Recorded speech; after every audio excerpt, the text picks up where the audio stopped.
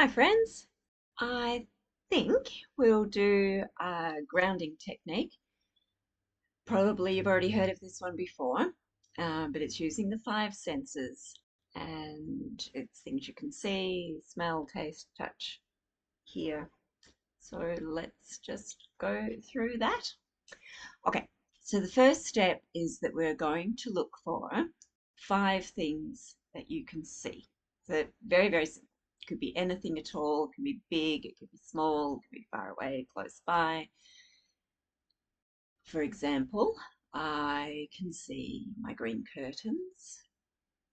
I can see a pattern on the wall, the texture of the um, stone wall.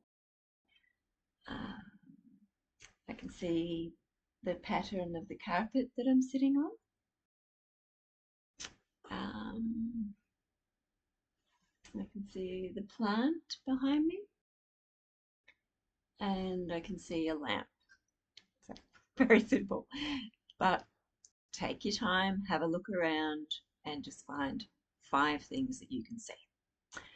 The next one, we're down to four, so it's four things that you can touch. So again, it can be anything at all. They can be big, they can be small, it can be the feeling. I can feel the carpet under my bare feet. So there's one. I can feel my leg, where my hand is resting on my leg. I can feel the warmth of the heater, which is blowing on me here. So the warmth of the heater. And I can feel the weight of my body just sitting on the cushion that I'm sitting on. There's four things. So again, it can be anything at all. Remember, it can be the feeling of air on your skin. It can be feeling of something that you're touching. It could be your clothing. It could be your hair. Anything at all. All right, the next one, three things that you can hear. So I can hear the sound of the heater. I can hear the sound of the rain outside. It's pouring outside right now. Um, and I can hear the sound of cars in the distance on the highway. So three things. You might, if you're struggling for things to hear, it might be the sound of your own breathing. And take the time to take a nice deep breath and push it out. So you've got that to listen to if you like. It could be the sound of your hands rubbing together. It could be the sound of your feet on the ground. Anything. It could be birds outside. You might hear the distant sound of a dog. So it could be a variety of things. But if there's absolutely nothing that you can find, you can make sounds to hear. So remember, it's just about getting your senses to focus on the different things. So three things you can hear. So two things that you can smell. So smell can be sometimes a bit of a trickier one if you're just not aware of anything that you can smell. You can think of things that you actually like. Like you might think, oh, I like the smell of roses. I like the smell of the ocean. Um, I like the smell of bread, bread baking. Um, so yeah, you can think of things that you like the smell of. You might have perfume on. You might go, oh, I like the smell of my perfume, or I like the smell of my shampoo. I like the smell of the of what I wash my clothes in. Anything at all. But if you're really stuck, think of things that you like the smell of. And the last one, the final step is taste. So something that you can taste.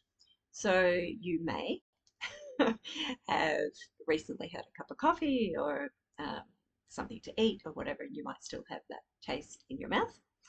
You may have recently cleaned your teeth and think, I can smell the taste of toothpaste. Or you may just have just the familiar scent,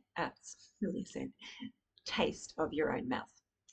Again, if you're really stuck, think of something you like the taste of. Again, it's about focusing your senses. So you might go, oh, I really like the taste of chocolate, or I really like the taste of cake or bread or